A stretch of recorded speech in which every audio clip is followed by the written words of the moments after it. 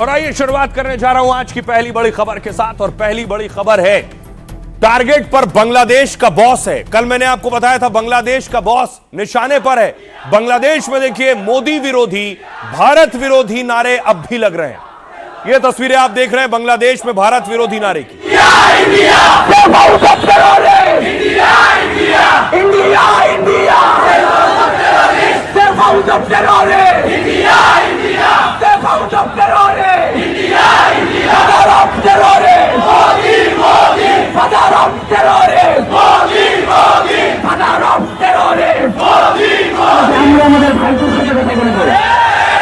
ये जो तस्वीरें मैं आपको दिखा रहा हूं, बांग्लादेश में कट्टरपंथी इस कदर हावी हैं कि बीच चौराहे, बीच सड़क भारत के खिलाफ नारेबाजी कर रहे हैं, प्रधानमंत्री नरेंद्र मोदी के खिलाफ नारेबाजी कर रहे हैं। और ये सब कुछ यूनुस की नाक के नीचे और खुलेआम हो रहा है।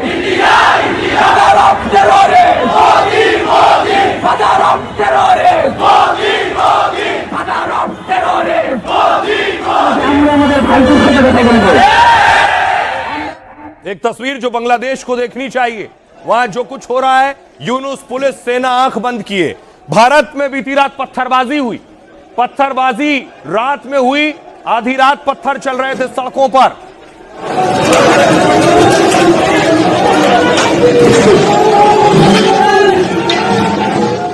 और इस पत्थरबाजी के बाद पत्थर चलाने वालों को पुलिस खींच खींच कर ले गई है। भारत में इस तरह एक्शन होता है हिंसा करने वालों के खिलाफ। पत्थर क्यों मारा? पत्थर क्यों मारा? क्या नाम है तुम्हारा? पत्थर क्यों मारे? पत्थर क्यों मारे? नाम बताओ, नाम बताओ, नाम बताओ, नाम बताओ, नाम बताओ, नाम बताओ, नाम बताओ। पत्थर क्यों मारा? पत्थर क्यों मारा? पत्थर क्यों मारे? नाम बताओ, नाम बताओ। अरे कुछ मामला नहीं है भाई, पता नहीं, मेरे को पता नहीं। मैं मेरे क्या नाम है? क्या नाम है? पत्थर क्यों मारा? पत्थर क्यों मारा? पत्थर क्यों मारा? क्या नाम है तुम्हारा? पत्थर क्यों मारा? अरे नाम बताओ भाई, नाम बताओ, नाम बताओ, क्या नाम है? पत्थर क्यों मारा? पत्थर क्यों मारा? पत्थर क्यों मारा? ये तस्वीरें आप देख रहे हैं, राजस्थान में गिरफ्तारी हुई। बताया गया कि मस्जिद के बाहर पत्थरबाजी हुई और उसके बाद अरेस्ट किया है पुलिस ने। पत्थर हमने मेरा नाम है भाई, क्यों मारा था? क्यों लेके जा रहे हो? क्यों लेके जा रहे हो? सर हम लोग परदेसी है सर, हम लोग किराए से रहते हैं। अच्छा, क्यों लेके जा रहे हो? सर ये लिख रहे उनका, हम बाहर के नहीं, उनका बाहर के नाम क्या है? शमशेर खान, कहाँ के रहने वाले हो? फिरोजाबाद के। तो यहाँ पर क्या करते हो? चूड़ी कंगन बेचते हैं। नाम बताओ। पत्थर क्यों मारा? पत्थर क्यों मारा? नाम बताइए, नाम बताओ तुम्हारा। क्या नाम है? क्या नाम है? दूसरी तरफ देखिए, आपको याद होगा कल मैंने आपको दिखाया था भारत में क्रिसमस सेलिब्रेशन पर भी यही किया कुछ उपद्रवियों ने, को गिरा दिया। इस पर भी कार्रवाई हुई।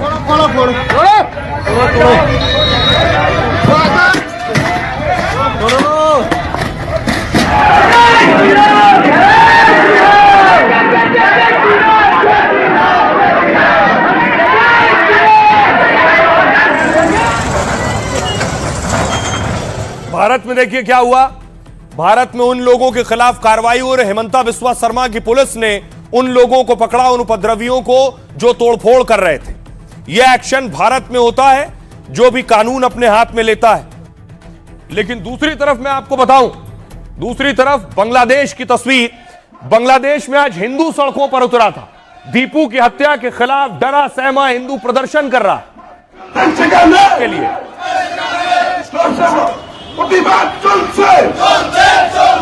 হিন্দু মাদক লড়বে, মৌলবাদী সেখানে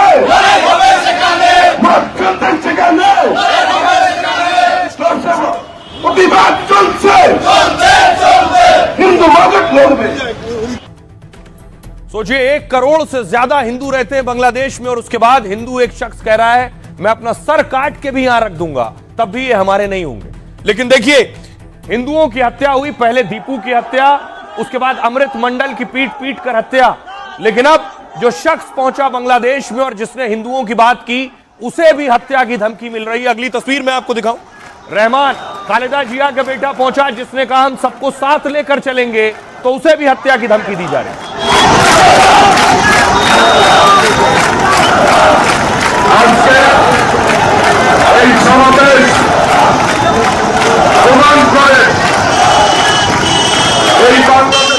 खालिदा जिया के बेटे का कसूर यह कि उसने कहा यहां हिंदू, मुस्लिम, सिख, ईसाई, बौद्ध सब मिलकर लड़ेंगे। बांग्लादेश की सरजमी पर पैर रखा तो कट्टरपंथी कह रहे हैं तुम मोदी के इशारे पर चल रहे हो, भारत के इशारे पर चल रहे हो। বাংলাদেশের মাটিতে পা রাখছেন এবং বিমানবন্দর থেকে বেরিয়েই তিনি যে কাজটি করলেন সেটি হচ্ছে মাটির তিনি ছুঁয়ে দেখছেন নেতাকর্মীদের হাতে। और यही वजह है कि कट्टरपंथी सड़कों पर प्रदर्शन कर रहे हैं और जिस संगठन से ताल्लुक रखते हैं यही चुनाव में रहमान के खिलाफ भी उतरने वाले हैं और रहमान को भारत विरोधी साबित करके और दिखाकर उसके खिलाफ चुनाव लड़ेंगे और उसे जान से मारने की, हत्या की धमकी दे रहे हैं।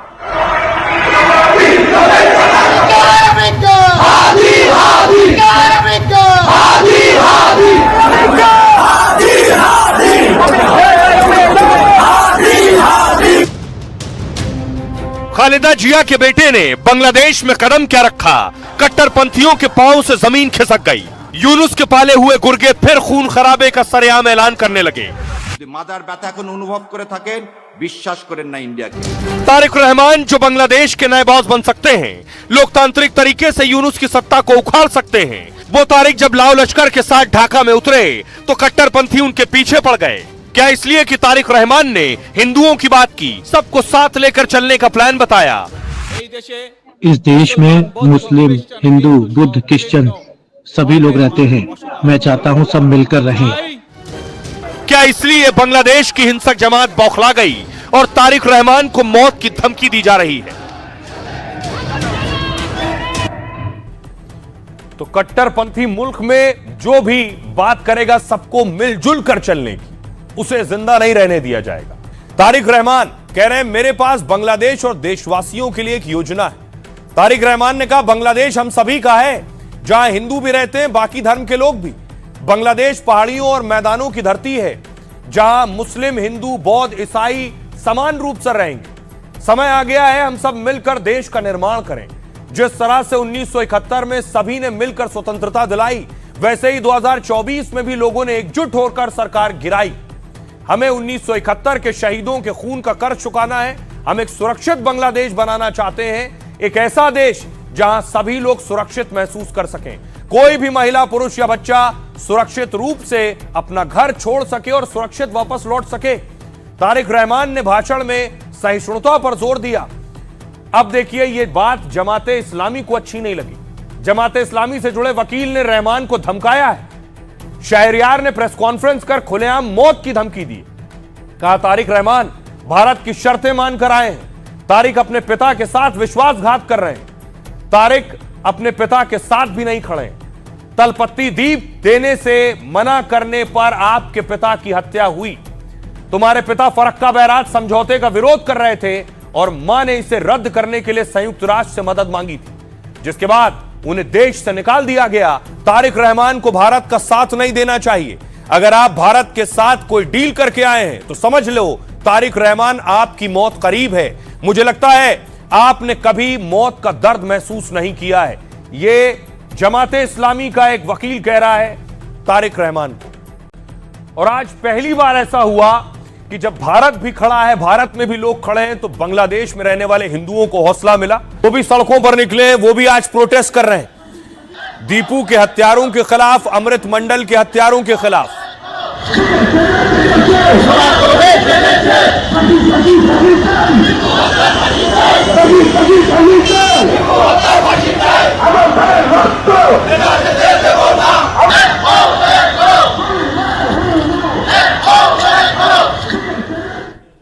बांग्लादेश में रहने वाले हिंदुओं ने ह्यूमन चेन बनाई, सरकार तक अपनी आवाज पहुंचाएं। यूनुस और उनकी पुलिस और सेना ने कानों में रुई डाल रखी है।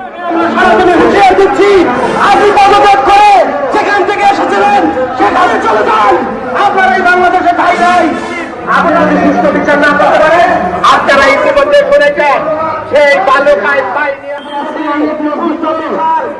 तरफ बॉर्डर के इस तरफ शुभेंदु अधिकारी ने मोर्चा संभाला था।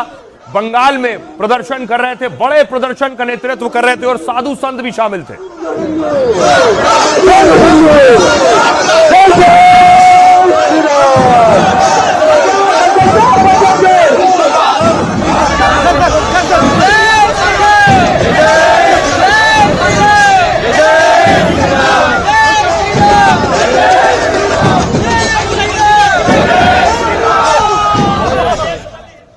उससे पहले शुभेंदु अधिकारी ने जो दीपू बांग्लादेश में जलाकर मारा गया, उनके पिताजी को फोन लगाया, उनके पिता से वीडियो कॉल पर बात की और उन्हें ढांढस बंधाया।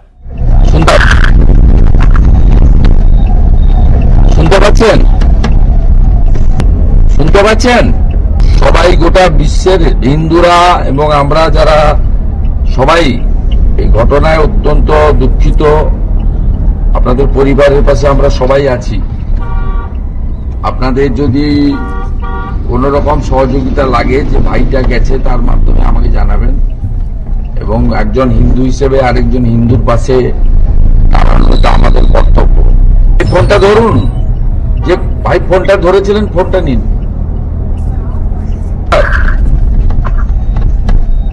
अब सवाल ये न सिर्फ दीपू बल्कि एक और हिंदू अमृत मंडल, इसकी भी पीट पीट कर बीती रात हत्या कर दी गई। इसकी क्यों हत्या की गई, किसने हत्या की है और पुलिस देखिए कैसे इस पूरे मामले को ट्विस्ट देने की कोशिश कर रही है। यह तस्वीर आप देख रहे हैं अमृत मंडल की। दीपू के बाद जिस हिंदू की हत्या हुई है वो 29 साल का अमृत मंडल है। दावा यह है कि देर रात अपने भरोसेमंद शाहिदुल के घर पर गया था ये, तभी रात के अंधेरे में किसी ने डाकू डाकू कहकर शोर मचाया और इसे देखते ही देखते मौके पर सैकड़ों लोगों की भीड़ ने घेर लिया। कहा जा रहा है अमृत के साथियों को भागने का मौका दिया गया कि साथी भाग जाएं और वहां मौजूद सैकड़ों लोगों ने हिंदू लड़के अमृत को दबोच लिया। इसके बाद भीड़ ने बेरहमी से लात, घूंसों और डंडों से पीटा है। उसकी सांसें उखड़ने तक सैकड़ों लोग उसे लगातार मारते रहे। अधमरी हालत में उसे बांग्लादेशी पुलिस ने भीड़ से छुड़ाया और अस्पताल ले गई, लेकिन रात 2 बजे अमृत ने दम तोड़ दिया। बताया जा रहा है कि हमला करने वाले साथ में हथियार लाए थे, क्योंकि मौके पर पुलिस ने 2 हथियार भी बरामद किए हैं। तो क्या साफ तौर पर अमृत मंडल की हत्या साजिश के तहत हुई है? और बांग्लादेश पुलिस के मुताबिक अमृत मंडल एक बड़ा गैंगस्टर था, उस पर हत्या समेत कई आरोप थे। वो सम्राट वाहिनी का सरगना था। पुलिस का यह कहना है कि घटना का सांप्रदायिक हिंसा से संबंध नहीं। हिंदू युवक अमृत मंडल की हत्या जबरन वसूली को लेकर हुई है। पुलिस ने 12 लोगों को गिरफ्तार किया है और अभी जांच कर रही है। हालांकि इससे पहले 18 दिसंबर को इसी तरह दीपू को मारा गया था। तब दीपू पर कट्टरपंथियों ने ईश निंदा का आरोप लगाकर हत्या कर दी थी और बाद में साफ हुआ कि दीपू ने कोई ईश निंदा नहीं की थी। झूठे आरोप में दीपू की हत्या की गई है। आइए अब आपको सुनवाता हूं, सुनिए जरा भारत का विदेश मंत्रालय क्या कुछ कह रहा है और सियासतदान क्या कह रहे हैं। Condemn the recent gruesome killing of a Hindu. हम बांग्लादेश में हाल ही में एक हिंदू युवक की जघन्य हत्या की कड़ी निंदा करते हैं और उम्मीद करते हैं कि घटना के दोषियों के खिलाफ कानूनी कार्रवाई होगी। अंतरिम सरकार के कार्यकाल में अल्पसंख्यकों के खिलाफ हिंसा की 2900 से ज्यादा घटनाएं दर्ज की गई। इन घटनाओं को महज मीडिया की अतिशयोक्ति या राजनीतिक हिंसा कहकर खारिज नहीं किया जा सकता। During the tenure of the interim government, Bharat सरकार को कोई ठोस कदम हिंदुओं के लिए, बांग्लादेशी हिंदुओं के लिए उठाना जरूरी हो गया है। यदि अब नहीं उठाया तो वो दिन दूर नहीं है जब हिंदू और हिंदुत्व का अस्तित्व पूर्णतया खतरे में पहुंच जाएगा और डायनासोर की तरह विलुप्त तो नहीं होगा, लेकिन हम ये कह सकते हैं कि बहुत कम हो जाएगा, घट जाएगा, सीमित हो जाएगा। बांग्लादेश के अंदर जिस तरह से धर्म के नाम के ऊपर चिन्हित कर करके लोगों के साथ उत्पीड़न हो रहा है, वो बहुत खराब है। किसी भी देश के अंदर अगर जाति धर्म के नाम के ऊपर ये काम होते हैं तो वो उस देश के लिए खुद खतरनाक है। लेकिन सबसे बड़ा विषय ये है कि ये भारत विरोध का एक अड्डा बन रहा है। बांग्लादेश में जिस प्रकार से हमारे हिंदू भाइयों का छलावा हो रहा है, उन्हें पीड़ित प्रताड़ित किया जा रहा है, उनकी जघन्य हत्याएं हो रही है, इसकी हम कड़ी निंदा करते हैं, आलोचना करते हैं। केवल समूचे भारतवर्ष के नहीं, सारे विश्व के करोड़ों करोड़ों हिंदू भाई उनके साथ हैं और वहां की सरकार से अपेक्षा करते हैं कि वो जल्द से जल्द जो दोषी है उन्हें फांसी के तख्ते पे चढ़ाए, किसी को भी न बख्शे। वो जेनोसाइड नहीं है, नहीं है, नहीं है।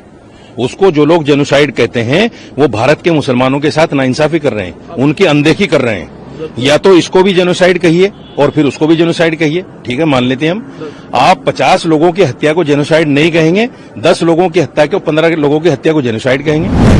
ये कैसा कुरान है, ये कैसा मुसलमान है जो इन सब चीज़ों पर ध्यान नहीं दे रहा है। मैं तो अपने उलेमाओं से कहना चाहूँगा, आप लोग तो धर्म गुरु हैं, कम से कम आप एक ऐसी अपील करिए, नो मैटर व्हाट, उनको बताइए कि इस्लाम नहीं है।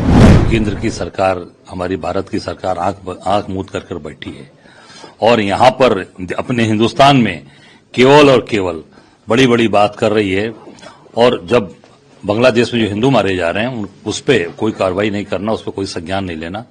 मैं नरेंद्र मोदी जी, देश के प्रधानमंत्री से निवेदन करूंगा, हाथ जोड़कर निवेदन करूंगा कि वहां प्रभावशाली कार्रवाई करिए।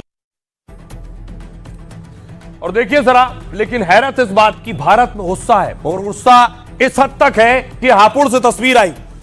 दीपू की हत्या के बाद हापुड़ में लोगों ने विरोध में सिर मुंडवा लिए। जी, इसमें ये बहुत गंभीर विषय है और इसको प्राथमिकता से साथ देने के लिए कंधे से कंधा मिला करके खड़े हैं। और दरअसल बांग्लादेश जैसे अंजाम की धमकी देने वाले युवक का नाम रेहान है। ये रेहान की तस्वीर आप देख रहे हैं। उत्तर प्रदेश के बागपत जिले का रहने वाला है रेहान, और उसने अपनी रील में दीपू की हत्या का वीडियो दिखाया। दीपू को कट्टरपंथियों ने मारकर खुलेआम सबके सामने जलाया था। रेहान ने वीडियो में बांग्लादेश में हुई घटना को सही ठहराया, कहा जो पैगंबर नबी की शान में गुस्ताखी करेगा यही अंजाम होगा, वो जिंदा जला दिया जाएगा। उसने लोगों को संभल कर और संभल जाने को कहा। मामला पुलिस तक पहुंचा तो यूपी के अधिकारियों में हड़कंप मच गया। बागपत पुलिस भी इस मामले को लेकर तुरंत एक्शन में आ गई। वीडियो डालने वाले आरोपी रेहान को हिरासत में लिया गया। अब वीडियो की जांच हो रही है और इसी आधार पर इसके खिलाफ कार्रवाई होगी। सोशल मीडिया पर भड़काऊ वीडियो डालना अपराध की श्रेणी में आता है। रेहान पर वीडियो से नफरत फैलाने, डर का माहौल पैदा करने का आरोप लगा है और फिलहाल इस पूरे मामले को लेकर बागपत पुलिस अभी जांच कर रही है। सोशल मीडिया पर एक वीडियो वायरल हो रहा है जिसमें एक लड़का धमकी देता हुआ दिखाई दे रहा है। उक्त वीडियो का खेकड़ा पुलिस द्वारा तत्काल संज्ञान लेकर सुसंगत धाराओं में अभियोग पंजीकृत किया गया है एवं अभियुक्त को हिरासत में लेकर आवश्यक वैधानिक कार्रवाई की जा चुकी है। अब ये सब जो कुछ हो रहा है, इसीलिए लोगों में और ज्यादा गुस्सा है। और ये गुस्सा देखिए, ये प्रयागराज की तस्वीर है। प्रयागराज में कोई शहर देश का बचा नहीं है जहां प्रदर्शन ना हो रहा हो।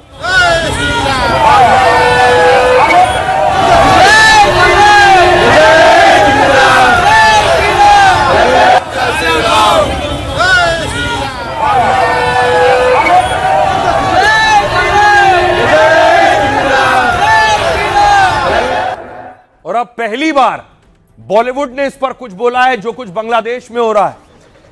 जानवी कपूर, श्रीदेवी की सुपुत्री, जया प्रदा सांसद रही, इन्होंने खुलकर अब इस पर बोलना शुरू किया है कि बांग्लादेश में जो कुछ हो रहा है वो नाइंसाफी है।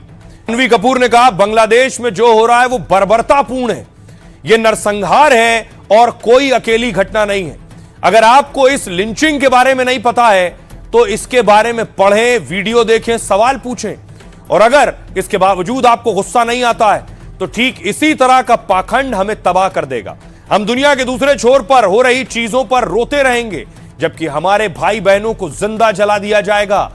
हर तरह के चरमपंथ की निंदा और आलोचना जरूरी है, इससे पहले कि हम अपनी इंसानियत को भूल जाएं। जया प्रदा कह रही बांग्लादेश में निर्दोष हिंदू को भीड़ ने पीट पीट कर मार डाला।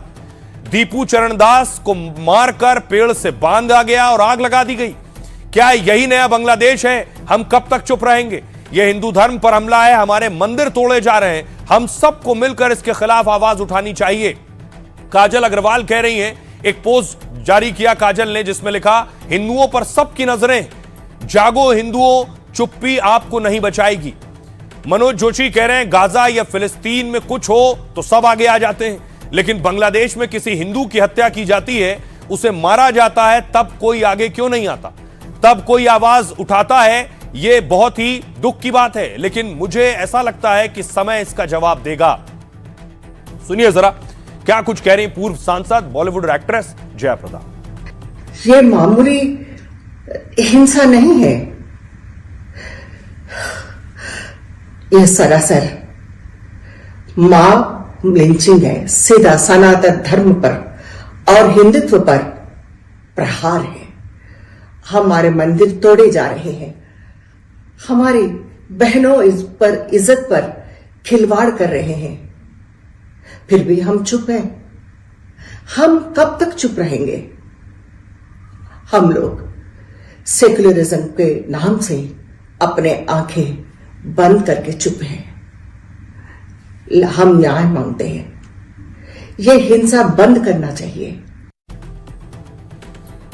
अब गुस्से की वजह से हो या रहा है कि जो भी बांग्लादेशी भारत में आने वाले बांग्लादेशियों को होटल इंडस्ट्री कह रही है हम होटल नहीं देंगे, रहने के लिए जगह नहीं देंगे। जो भी बांग्लादेश से आएगा हिंदुस्तान किसी मकसद से आए, उसे यहां रहने रुकने के लिए कोई जगह नहीं दी जाएगी।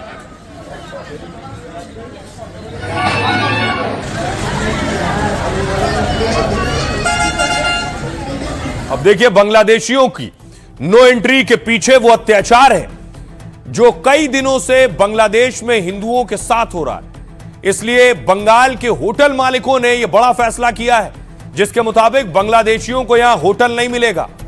बंगाल के मालदा और सिलीगुड़ी के होटल मालिकों ने कहा है हम अपने यहां बांग्लादेशियों को होटल के कमरे नहीं देंगे। उन्होंने कहा यह फैसला देश के हित में हमने लिया है और इस बारे में होटल मालिकों के संगठन के प्रतिनिधि ने कहा है हम बांग्लादेश के मौजूदा हालात का विरोध कर रहे हैं। उनके नेता सिलीगुड़ी कॉरिडोर पर ऐसे बयान दे रहे हैं, 7 सिस्टर्स पर जो बोल रहे हैं हम उसके खिलाफ हैं। दरअसल बांग्लादेशी नेता ने भारत को तोड़ने की धमकी दी थी, पूर्वोत्तर के 7 राज्यों को चिकन नेक से तोड़ने की धमकी दी थी और मारे गए नेता उस्मान हादी ने इन्हें बांग्लादेश का हिस्सा बताया। उसी के खिलाफ अब बंगाल में बांग्लादेशियों के खिलाफ विरोध हो रहा है। मालदा सिलीगुड़ी के होटल संगठन के तहत 182 होटल हैं, 30 से 40 होटल और भी हैं जिनमें बांग्लादेशी नहीं ठहर सकेंगे। इंसानियत के नाते मेडिकल स्टूडेंट वीजा वालों को पहले कमरे मिल जाया करते थे, अब होटल एसोसिएशन उनको भी रुकने का कमरा नहीं देगा।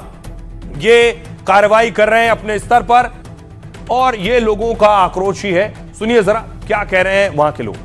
इस तरह का बयानबाजी बांग्लादेश की तरफ से चल रहा है, जो वहां के जो छुटपुट नेता है, जो उनका बयानबाजी जो चल रहा है वो सिलीगुड़ी कॉरिडोर एवं नॉर्थ ईस्ट का 7 सिस्टर्स को लेके जो वो बातें या बयानबाजी कर रहे हैं, इसका हम लोग प्रतिवाद कर रहे हैं। उसके चलते हमारा देश पहले आता है, उसके बाद में हमारा व्यवसाय आता है। तो जहां देश का बात होता है तो वहां पे हम लोग ने ये डिसीजन लिया है अभी से कोई भी मेडिकल वीजा में जो भी आते हैं उनको भी हम लोग रूम नहीं प्रोवाइड करेंगे, या टूरिस्ट वीजा स्टूडेंट वीजा में आते हैं उनको भी हम लोग रूम प्रोवाइड नहीं करेंगे। और आइए खबरों में आगे बढ़ते हैं। आज की एक और बड़ी खबर है जो भारत से ही है। आखिर किसने राजस्थान में पत्थर चलाए और फिर पुलिस ने दौड़ाया? पत्थरबाजों का हिसाब होगा जो भी कानून हाथ में लेगा। पहली तस्वीर मैं आपको दिखाऊं, राजस्थान के जयपुर के चौमू में बीती रात पत्थरबाजी हुई और बताया गया मस्जिद के बाहर से यह पत्थरबाजी हुई।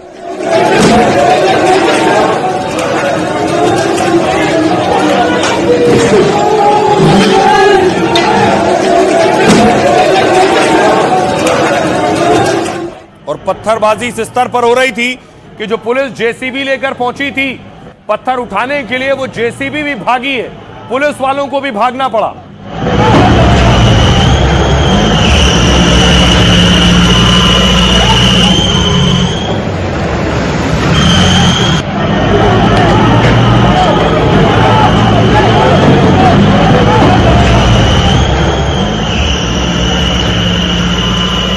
उसके बाद देखिए जरा, फिर वहां आंसू गैस के गोले दागे गए।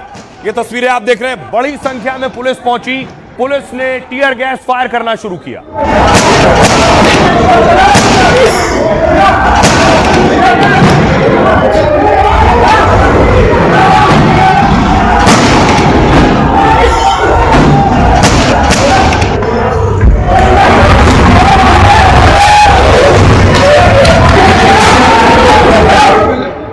बाद सुबह हुई, फिर पुलिस ने लोगों को उठाना शुरू किया जो पत्थरबाजी में शामिल थे और उन लोगों को जो आसपास मौजूद थे। क्या नाम है? क्या नाम है? पत्थर क्यों मारा? पत्थर क्यों मारा? पत्थर पत्थर पत्थर पत्थर पत्थर क्यों मारा? क्या नाम है तुम्हारा? पत्थर क्यों मारे? पत्थर क्यों मारा? नाम बताओ, नाम बताओ, नाम बताओ, नाम बताओ, नाम बताओ, नाम बताओ, नाम बताओ। पत्थर क्यों मारा? पत्थर पत्थर क्यों मारा? पत्थर पत्थर क्यों मारे? नाम बताओ, नाम बताओ। अरे कुछ मामला नहीं है भाई, पता नहीं, मेरे को पता नहीं, मैं मेरे क्या नाम है? क्या नाम है? पत्थर क्यों मारा? पत्थर क्यों मारा? पत्थर पत्थर पत्थर पत्थर क्यों मारा? क्या नाम है तुम्हारा? पत्थर क्यों मारा? नाम बताओ भाई, नाम बताओ, नाम बताओ, क्या नाम है? पत्थर क्यों मारा? पत्थर पत्थर क्यों मारा? पत्थर क्यों मारा? नाम बताओ, सर्विस कैसे है? नाम बताओ, नाम बताओ, नाम बताओ, नाम बताओ। पत्थर क्यों मारे? पत्थर पत्थर हमने नहीं मारा। मेरा नाम है भाई, क्यों मारा था? क्यों लेके जा रहे हो? क्यों लेके जा रहे हो? सर हम लोग परदेसी है सर, हम लोग किराए से रहते हैं। अच्छा क्यों लेके जा रहे हो? सर ये लिख रहे हैं उनका, हम बाहर के नहीं, उनका बाहर के नाम क्या है? शमशेर खान, फिरोजाबाद के। तो यहाँ पर क्या कर रहे हो? चूड़ी कंगन बेचते हैं। नाम बताओ, नाम बताओ, नाम बताओ। पत्थर क्यों मारा? पत्थर पत्थर क्यों मारा? नाम बताइए, नाम बताओ, तुम्हारा नाम बताओ। पत्थर पत्थर पत्थर क्यों मारे? नाम बताओ, नाम बताओ, नाम बताओ, नाम बताओ। पत्थर क्यों मारे? नहीं, क्या हुआ? क्या हुआ? पथराव किया आपने? नहीं सर, हमने नहीं किया सर। सब होटल स्टाफ हमारा ही है, होटल के सारे। तो फिर क्यों पथराव किया था? क्या नाम है तुम्हारा? नाम क्या है? हम लोग तो काम करने वाले होटल काम करते हो? क्या काम होटल करते हो? गरीब नवाज में है, गरीब नवाज में। पत्थर चलाए थे रात को? पत्थर नहीं चलाए।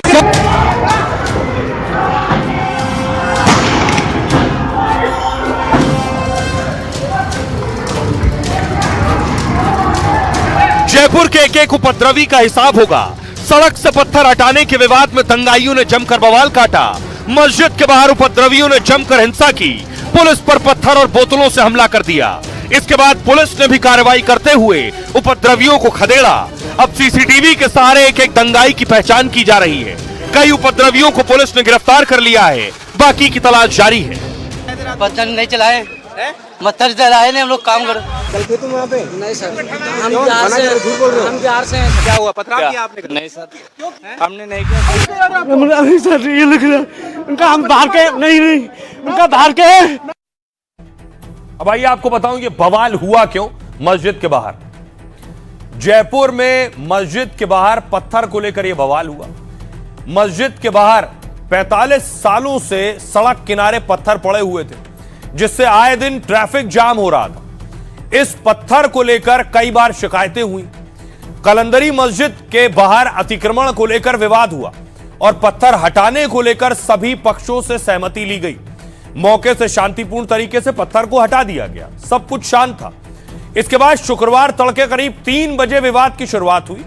पत्थर से खाली जो जगह हो गई थी, क्योंकि पत्थर हटा दिया गया, जगह खाली करा दी गई।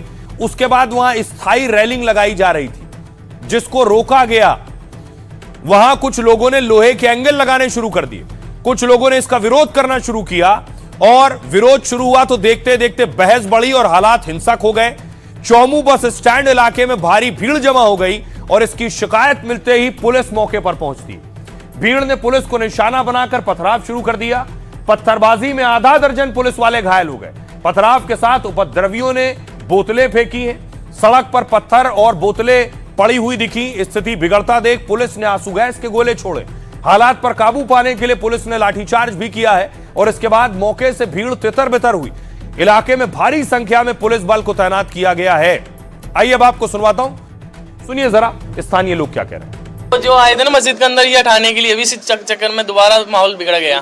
हाँ, दोबारा बिगड़ गया तो वो चलती रहे 5 साढ़े 5 बजे, जो 5:30 बजे लास्ट ही हो गया था। उसके बाद जो हमारे यहाँ से बच्चों को उठाया, 2 जनों को रूम में सो रहे थे, चाहे वो बीमार थे, एक तो तबीयत सही नहीं थी, सब एक जगह ही सो रहे हैं। दादी की एक्सपायर होगी ना इसके चक्कर में, तो दोनों इसको रूम में, और जो फेंकने वाले पत्थर है वो तो कहाँ से पार होके निकल के चल के भाग गए। वो जो झूठपुर में रात को 1:30 बजे आके फिर इनको उठा के गए हैं।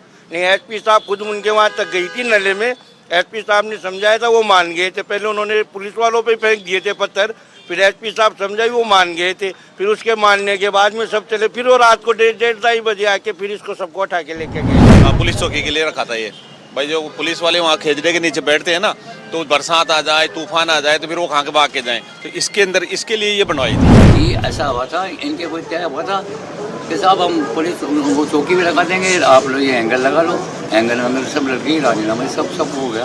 रात को 2:30 बजे क्या पता कौन सा प्रतिनिधि आया, उसके बाद इनके मकान में घुस गया प्रशासन आके और लेडीज को मारा और लेडीज से मारपीट की, लेडीज से टक्कर। लेडीज बोले कि हमारा भाई बेगुनाह है, मौत हुई है, उसके बावजूद इनसे टक्कर मुक्की रही। हाँ, इनकी दादी की मौत हुई है और ये बेटा के इनका कोई लेना देना नहीं, इनका गेट वेट सब बंद था। ले जा रहे थे जाली कुप्ता पर, बहुत बदतमीजी से पेश आ रहे थे, गंदी गंदी लफ्ज बोल रहे थे। हम लोग परदेसी है सर, हम लोग किराए से रहते हैं। अभी सर ये लिख रहा उनका, हम बाहर के नहीं उनका बाहर के शमशेर खान फिरोजाबाद के चूड़ी कंगन बेचते हैं। क्या हुआ पथराव किया आपने? नहीं सर, हमने नहीं किया सर। होटल गरीब नवाज में पत्थर नहीं चलाए, पत्थर चलाए नहीं, हम लोग काम कर नहीं करी, पत्थरबाजी नहीं करी मैंने, कसम खा। अरे इकराम जी आपको फिर क्यों लेके जा रहे हैं? अरे मेरा भाई, मेरे मकान के अंदर 2 जन का पार्टीशन मकान था, तो उसके क्या मलबा वहाँ पड़ा था मेरे भाई, मैंने और कोई पत्थरबाजी नहीं करी। मैं तो मेरे ईमान की कसम खा रहा हूँ, ईमान से बढ़कर मेरे कोई नहीं है। ईमान है ना, ईमान से बढ़कर नहीं है। मैंने एक पत्थर भी नहीं उठाया आपकी कसम। हाँ, बेकसूर बता। अब आइए आपको बताऊं ये बवाल कहां से शुरू हुआ और कैसे शुरू हुआ। तस्वीर देखिए, यह है वो कालंदरी मस्जिद, और ये जो बाहर पत्थर देख रहे हैं, यही पत्थर पहले पड़े हुए थे। इन्हीं पत्थरों को हटाया गया। दरअसल यहां पत्थर पड़े थे तो रास्ता देख रहे हैं, आने जाने का रास्ता है। प्रशासन ने इन पत्थरों को हटाया, बाकायदा सहमति ली गई स्थानीय लोगों से, उन्होंने कहा पत्थर हटा दीजिए। पत्थर हटाने के बाद देखिए क्या हो रहा था। पत्थर हटाने के बाद तड़के वहां पर ही रेलिंग का काम शुरू हो गया। यह सोचकर कि जगह तो हमारी है तो हम उसको भी घेरेंगे, तो वहां रेलिंग लगने लगी। बस यही रेलिंग लगने को लेकर सारा बवाल खड़ा हुआ, पत्थरबाजी हुई, गिरफ्तारियां हुई, और अब देखिए मस्जिद के पास के ये हालात थे। पुलिस की तैनाती की गई है।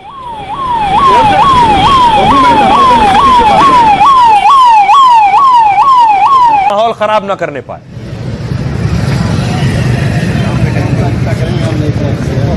और पत्थर चलाने वालों पर भी पुलिस ने सख्त कार्रवाई की है। पुलिस ने अब तक आपको बताऊं 10 पत्थरबाजों को गिरफ्तार किया है, साथ ही 40 लोगों को हिरासत में लिया गया।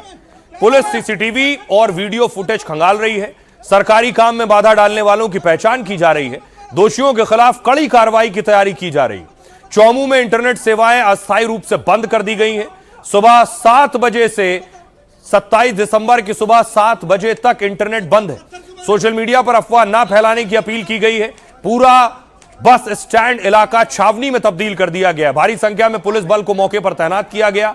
अतिरिक्त सुरक्षा बल को इलाके में तैनात किया गया और वरिष्ठ अधिकारी मौके पर नजर बनाए हुए हर संदिग्ध गतिविधि की निगरानी की जा रही है। स्थानीय लोगों से भी पुलिस की टीम पूछताछ कर रही है।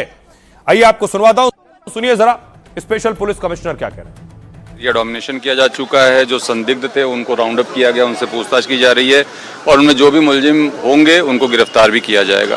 तो कानूनी कार्रवाई जो कल के लॉ ऑर्डर की थी वो की जा रही है। उसके अभी देख रहे हैं हम लोग, एक बार बता देंगे। पत्थरबाजी की गई थी, पुलिसकर्मी घायल हुए हैं। उसके अलावा कल जो स्थिति पैदा हुई थी उसमें 2 से 3 बार पुलिस के साथ झड़प हुई थी, जिसके बाद सुबह के बाद ऐसी कोई स्थिति पैदा नहीं हुई है और पूरी तरीके से अब स्थिति नियंत्रण में है और शांतिपूर्ण। अब मैं आपको दिखाऊं कि पुलिस ने जो एक्शन लिया है उसके बाद लोगों में खुशी है। पुलिस के हक में लोग नारेबाजी कर रहे हैं चौमू के। पत्थरबाजों पर लट बरसो, हम तुम्हारे साथ हैं। पत्थरबाजों पर लट बरसो, हम तुम्हारे साथ हैं। पुलिस प्रशासन जिंदाबाद, जिंदाबाद, जिंदाबाद। पुलिस प्रशासन जिंदाबाद, जिंदाबाद, जिंदाबाद। पत्थरबाजों पर लट बरसो, लट बजाओ, हम तुम्हारे साथ हैं। पत्थरबाजों पर लट। उसके बाद देखिए एसपी खुद मौके पर पहुंचे, वहां पहुंचे, पुलिस ने लोगों से बात की है। और पुलिस से बात की है पुलिस ने और समझाया लोगों को। ये कठोर से कठोर वो पुलिस कर रही है ना, और बिना किसी के कहे कर रही है, क्योंकि वो हमारा दायित्व है कि अगर कोई व्यक्ति कानून व्यवस्था को बिगाड़ने की कोशिश करता है, उपद्रव करने की कोशिश करता है, नागरिकों के लिए खतरा पैदा करने की कोशिश करता है, तो उसको उसकी सजा मिले। ठीक है, वो कार्रवाई पुलिस पूरी मजबूती के साथ कर रही है। तो आप लोग आश्वस्त रहिए और आप लोग इसमें पुलिस का सहयोग करें।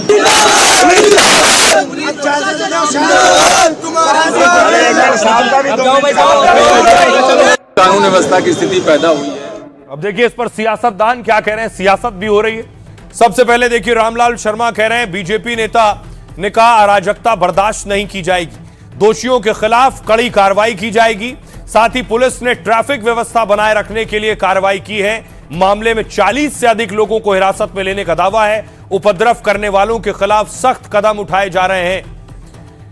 गोविंद सिंह डोटासरा कह रहे हैं, प्रदेश अध्यक्ष हैं गोविंद सिंह डोटासरा, उन्होंने गंभीर सवाल उठाए। हिंसा को पुलिस प्रशासन की विफलता करार दिया। सड़क किनारे पड़े पत्थर हटाने की जरूरत थी, लेकिन पुलिस की मंशा मस्जिद हटाने की थी। इसी वजह से यह पूरा विवाद भड़का है। मस्जिद को लेकर पहले से ही कोर्ट का स्टे, निष्पक्ष जांच और जिम्मेदार अधिकारियों पर कार्रवाई की मांग की गई। भजनलाल कह रहे हैं, भजनलाल शर्मा ने कड़ी कार्रवाई की बात कही है। उपद्रव फैलाने वाले शरारती तत्वों पर पुलिस ने कार्रवाई की है। कानून व्यवस्था से खिलवाड़ करने वालों पर नरमी नहीं बरती जाएगी। पत्थरबाजों पर फूल नहीं, सलाखों के पीछे भेजा जाएगा। सुनिए सियासतदानों। लेकिन फिर कुछ शरारती तत्वों ने निर्माण हटने के बाद वहां रेलिंग लगाना चालू कर दिया। रेलिंग लगाना जब चालू हुआ तो पुलिस के अधिकारियों ने उनको मना किया कि रोड अवरुद्ध होता है और सड़क जब अवरुद्ध होती है तो दुर्घटनाओं की संभावना ज्यादा बढ़ती है। यहाँ यदि कोई बैरिकेड्स आदि लगाने हैं तो पुलिस ही बैरिकेड्स लगा देगी, आपको रेलिंग नहीं लगानी। लेकिन चूंकि वो उपद्रवी लोग थे, कहीं न कहीं कोई साजिश थी और उपद्रवी लोगों ने पुलिस के विरुद्ध जब पथराव शुरू किया तो मैं तो वहां की पुलिस को धन्यवाद दूंगा। उन्होंने उपद्रवियों पर कार्रवाई की, अपराधियों को गिरफ्तार किया है, डिटेन किया है और चुन चुन करके कौन लोग यहाँ की शांति भंग करना चाहते हैं उन सबके खिलाफ कठोर कार्रवाई की है। स्थानीय निवासियों ने कई बार पुलिस और प्रशासन को इस बात की शिकायत भी दी है कि और इस बीच बड़ी खबर आ रही है, आपको बता दें एसआईआर को लेकर बड़ी खबर है। यूपी में एसआईआर पर चुनाव आयोग से एक्सक्लूसिव जानकारी मिली। आपको बताएं उत्तर प्रदेश में 2,89,00,000 लोगों के एसआईआर में नाम कटे। लगभग समझिए 3 करोड़ लोगों के नाम एसआईआर में कट गए। यूपी में सबसे ज्यादा नाम लखनऊ और गाजियाबाद में कटे। 20% नाम लखनऊ से कटे। पिछले 14 दिन में सिर्फ 2 लाख नए नाम एसआईआर में जुड़े। अब एसआईआर अब नहीं होगा। एसआईआर प्रक्रिया में समय का कोई एक्सटेंशन यानी वक्त नहीं बढ़ाया जाएगा। 31 तारीख को आएगा फाइनल ड्राफ्ट। तो बड़ी खबर यह है यूपी में लगभग 3 करोड़ नाम एसआईआर में कट गए। और ये खबरों में आगे बढ़ते हैं। यूपी से ही अगली बड़ी खबर भी है। कार्यक्रम खत्म और गमला गायब, विचित्र खबर यूपी से आई। उससे पहले देखिए योगी आज कहां थे। आज बाल वीर दिवस के मौके पर योगी आदित्यनाथ गुरुद्वारे पहुंचे थे। ये उनकी तस्वीर।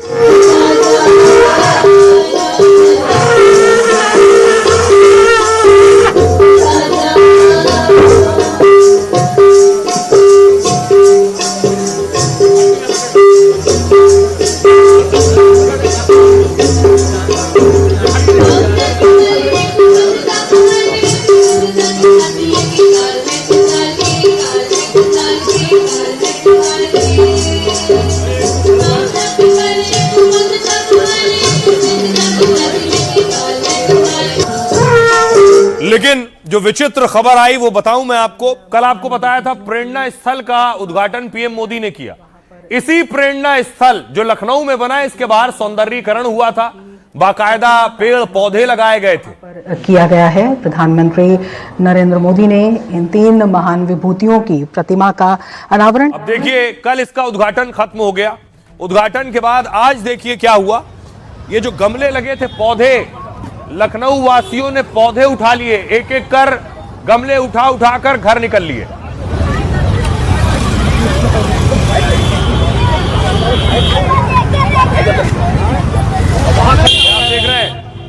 स्कूटर से आया ले गया, कोई स्कूटी से आया ले गया। आंटी जी भी 2 गमले ले गई। इनको देखिए, ये भी बड़ा आराम से जैसे खरीदारी करने आए हैं, ऐसे रैक से 2 गमले निकाल लिए, जैसे इन्हीं के लिए यहां गमले लगाए गए थे। ये आएंगे और लेकर जाएंगे। और वीडियो बन रहा है तो हंस भी रहे हैं।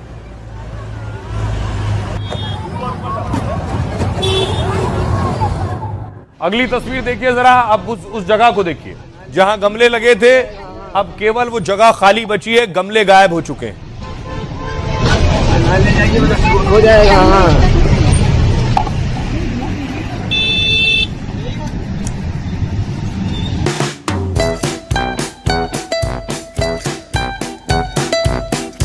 भरिए और भरिए, 2-4 और भर लीजिए।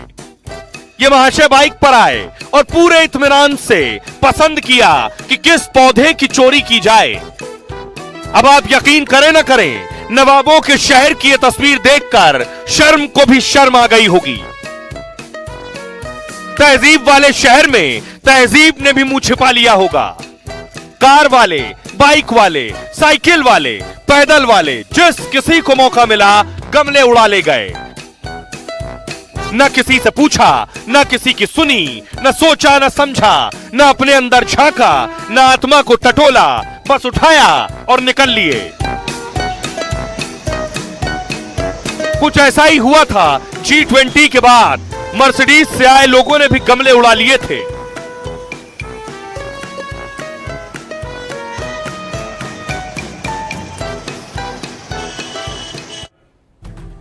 ये तस्वीर देखिए, एक एक कर गमला ले गए। ये गमले पीएम मोदी के कार्यक्रम के लिए लाए गए थे। दरअसल कल प्रधानमंत्री ने राष्ट्रीय प्रेरणा स्थल का उद्घाटन किया था और इस मौके पर प्रेरणा स्थल को फूलों से सजाया गया था। गमले लखनऊ विकास प्राधिकरण की ओर से लगाए गए थे। जैसे ही कार्यक्रम खत्म हुआ, गमलों की चोरी शुरू हो गई। राष्ट्रीय प्रेरणा स्थल से कार और स्कूटी सवार गमले चुरा ले गए। एक गमले की कीमत करीब 100 रुपए बताई जाती है और चोरी के बाद लखनऊ विकास प्राधिकरण एक्शन में आया है। गमलों को अब हटवा रहा है। इसके लिए भी 20 सुरक्षा कर्मी लगवाने पड़े हैं जो इसको देख सके, जो सुरक्षित रख सके। एलडीए पुलिस में शिकायत करने की भी तैयारी कर रही है। गमलों की चोरी को लेकर सीएम योगी ने चेतावनी दी है। कहा 1 महीने पहले उन्होंने एक कार्यक्रम में कहानी सुनाई थी। बोले थे G20 के बाद मर्सिडीज से लोग गमला चुरा ले गए। सीएम ने कहा था कि चोरी करने वालों को सीसीटीवी दिखाया गया था। आइए अब आपको सुनवाऊं, सुनिए जरा लोग क्या कह रहे हैं और खासतौर पर जो देखरेख कर रहे थे वो क्या कह रहे हैं। बाई ड्यूटी लगे और ये सब संरक्षित किए जा रहे हैं लोहिया पार्क में, यहाँ से हटवा करके, क्योंकि लोग इतना उठा करके ले जा रहे हैं, सब चोरी कर रहे हैं। क्या किया जाए। कितना ले गए होंगे अभी तक? लगभग 2,500 से 3,000 4,000 पौधे लेके चले गए हैं। 4,000? हाँ। ये लगे कब थे? ये परसों तक पूरा कंप्लीट हो गया था लग करके। मतलब कई दिनों से लग रहा था? परसों से लग रहा था। ये लगभग 10 दिन से लग रहे थे। तो सोचिए 2,500-3,000 4,000 गमले चोरी हो गए। अब इससे पहले भी यूपी में ही हो चुका है, पहली बार नहीं हुआ। एक और तस्वीर आपको दिखाता हूं। बड़ी गाड़ी लाए, गाड़ी खड़ी की, सरकारी गमले उठाया और पीछे गाड़ी में डिग्गी लेकर, डिग्गी में रखकर फरार।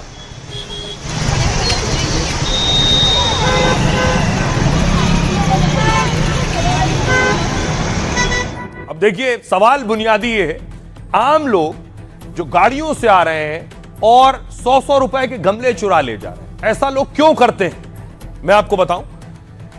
सवाल कई हैं। पहला सवाल, कहीं सार्वजनिक का मतलब लोग ये तो नहीं समझ लेते हैं ये निजी उन्हीं की संपत्ति है। अगर हर कोई निजी समझकर चोरी करे तो फिर सोचिए क्या होगा।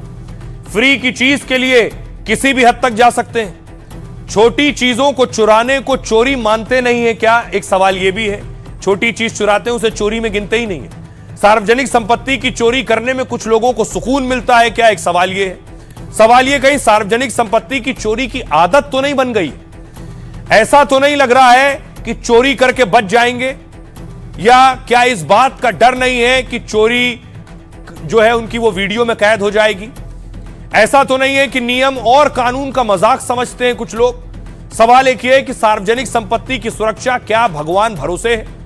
एक सवाल यह, संबंधित विभाग की ओर से लापरवाही क्यों बरती जाती है। सारे विभाग रिपोर्ट दर्ज कराने में तत्परता क्यों नहीं दिखाते हैं। अब आपको बताऊं, ये जो सार्वजनिक संपत्ति की चोरी होती है, इस पर कानून क्या कहता है?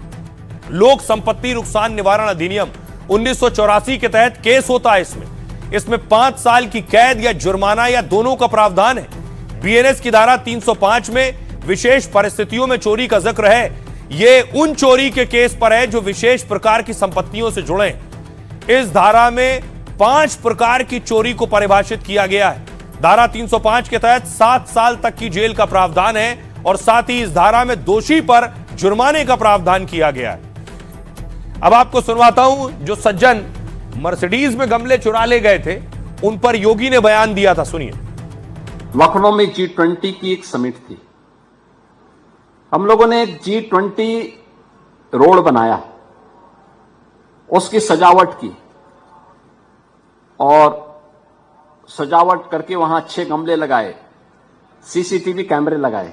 मैंने एक दिन देख रहा था, मैं कुछ गमले गायब हो गए थे, तो मैंने देखा मर्सिडीज से आकर के गमला लेकर के जा रहे हैं। अब आप सोचो मर्सिडीज गाड़ी की कीमत क्या है और एक गमले की कीमत क्या होगी, लेकिन वो जल्दी जल्दी भरे जा रहा है। जो बात योगी कह रहे हैं, सिर्फ ये यूपी की तस्वीर नहीं है, दूसरे राज्य की तस्वीर देखिए। कैलाश खेर का प्रोग्राम था, कैलाश खेर के कार्यक्रम में बवाल हो गया। ग्वालियर में कार्यक्रम होना था, देखिए जरा लोगों को कैसे भाग रहे हैं।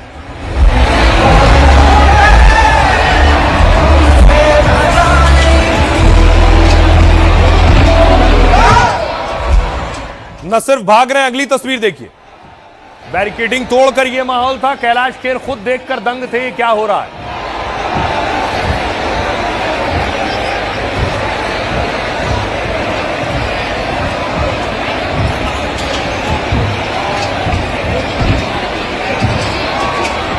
हमारे इंस्ट्रूमेंट्स से, इक्विपमेंट्स के निकट भी आए तो हम शो बंद कर देंगे। हमने आपकी प्रशंसा की और आप इतना जानवरगिरी कर रहे हैं, जानवरगिरी मत करिए प्लीज। सोचिए, कैलाश खेर भी कहने पर मजबूर हो गए कि जानवरगिरी ना करें। आइए खबरों में आगे बढ़ते हैं। लिए चलता हूं बंगले से लालू परिवार की विदाई। लालू परिवार जिस बंगले में रहता था, ये वो बंगले की तस्वीर है। लालू परिवार का बंगला बहुत मशहूर रहा, चाहे वो त्योहारों को लेकर हो, किस्से कहानियों को लेकर हो, या फिर विवादों को लेकर या सियासत को लेकर। अगली तस्वीर मैं आपको दिखाऊं, यह जो तस्वीर आई है बंगले को खाली करने की तस्वीर है। रात के अंधेरे में बंगले से सामान निकाला गया और जब रात के अंधेरे में सामान निकाला गया तो विरोधी सवाल पूछ रहे हैं, ऐसा क्या था छिपाने को जो रात को सामान लेकर निकले।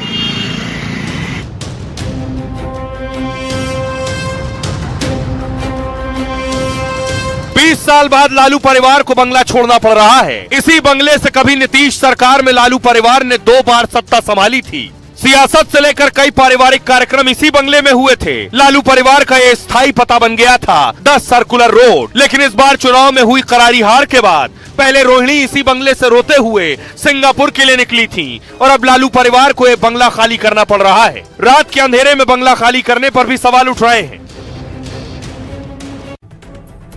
आइए मैं आपको बताऊं, रात को घर से कहां सामान गया और कहां शिफ्ट हुए लालू। ये जो आप देख रहे हैं पीछे, ये उनका घर है जो खाली कर दिया है। राबड़ी के बंगले से कल देर रात सामान शिफ्ट किया गया। 3 से 4 गाड़ियों में कुछ सामान को शिफ्ट किया गया। 10 सर्कुलर रोड के बंगले से सामान की शिफ्टिंग हुई। 2005 में हार के बाद लालू परिवार यहीं रह रहा। उसके बाद से पूर्व सीएम राबड़ी देवी को यह बंगला आवंटित हुआ, तब से यह आरजेडी का सत्ता का केंद्र बना रहा। 20 साल बाद अब परिवार को बंगला छोड़ना पड़ा। 1 महीने पहले ही बंगला खाली करने का नोटिस मिला। 25 दिसंबर को नोटिस मिलने के 1 महीने पूरे हुए और इसके बाद रात के अंधेरे में ही सामान की शिफ्टिंग शुरू हो गई। फिलहाल फूल और गमला शिफ्ट किया गया। इस दौरान लालू और तेजस्वी पटना में मौजूद नहीं थे। उन्हें हार्डिंग रोड बंगला नंबर 39 अलॉट किया गया है। सामान का जो गोल रोड में गौशाला में अस्थाई गौशाला, उसमें अस्थाई रूप से रखा गया सामान। महुआ बाग इलाके में लालू परिवार का बंगला बन रहा है। बताया जा रहा है परिवार वहीं पर शिफ्ट हो सकता है और इसी वजह से सामान को आवंटित बंगले में नहीं भेजा गया है। जेडीयू ने रात में शिफ्टिंग को लेकर लालू परिवार पर निशाना साधा। नीरज कुमार ने कहा यह परिवार दिन के उजाले में काम नहीं कर सकता। कहीं ऐसा तो नहीं कोई खजाना छुपाया गया था जिसे रात में चुपचाप निकालना पड़ा। ध्यान रखिएगा, टोटी खोलकर नहीं ले जाइएगा। सुनिए जरा सियासतदानों। वो मकान खाली करने की प्रक्रिया का भी राजनीतिकरण किया जा रहा है। हमारी उम्मीद है कि सरकारी संसाधन का दुरुपयोग करना राजनीति में अक्षम्य अपराध होता है। तो मकान खाली करना नियमानुकूल है, लेकिन मकान के जो सरकारी साजो सामान है, अगर उसमें कोई भी क्षति होती है, यह राजनैतिक रूप से अनैतिक काम माना जाता है। श्रीमती राबड़ी देवी जी अविभाजित बिहार की माननीय मुख्यमंत्री रही है, विधान परिषद में विपक्ष की नेता है। आदरणीय श्रीमती राबड़ी देवी जी की आवाज। आइए खबरों में आगे बढ़ते हैं। आज की एक और बड़ी खबर है, आईसिस पर ट्रंप का मैरी क्रिसमस अटैक। ट्रंप ने आईसिस पर अटैक किया, लेकिन उससे पहले देखिए 25 तारीख को ट्रंप व्हाइट हाउस में क्रिसमस का जश्न मना रहे थे। ये वो तस्वीर है।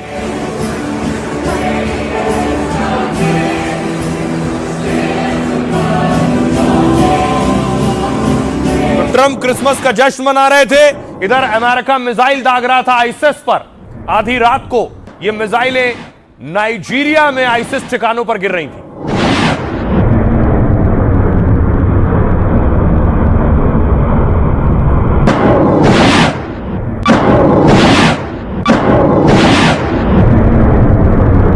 और देखिए जरा एक और तस्वीर सामने आई। ये देख रहे हैं जहां धमाका हुआ, ये उस जगह की तस्वीर है।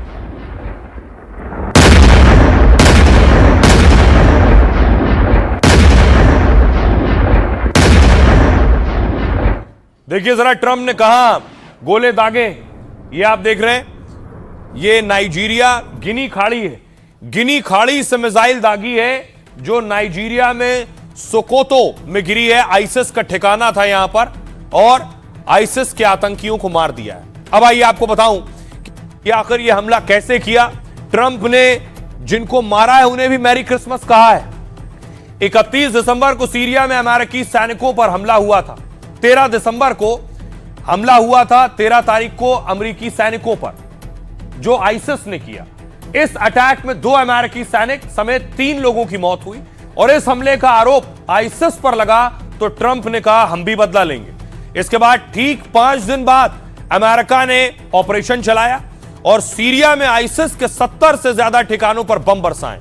अब ट्रंप के आदेश पर नाइजीरिया में आईसिस के खिलाफ एक्शन हुआ। अमेरिका ने गिनी की खाड़ी में तैनात जहाज से मिसाइल हमला किया और नाइजीरियाई सीमा के पास आईसिस के 2 ठिकाने तबाह कर दिए। इन दोनों हमलों में कई आतंकियों के मारे जाने का दावा किया जा रहा है। ट्रंप ने नाइजीरिया पर आईसिस पर हुए हमले को एकदम सटीक माना है और कहा अमेरिका कट्टर इस्लामी आतंकवाद को पनपने नहीं देगा। सभी लोगों को क्रिसमस की बधाई और मारे गए आतंकियों को भी। इस ऑपरेशन में नाइजीरियाई सरकार ने भी अमेरिका का समर्थन किया है। नाइजीरिया और पश्चिम अफ्रीका में आईसिस आतंकियों का बड़ा नेटवर्क है।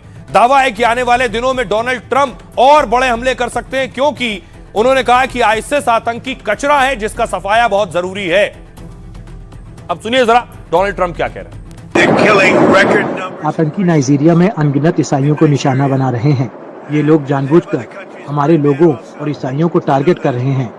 मैं ये बर्दाश्त नहीं करूंगा।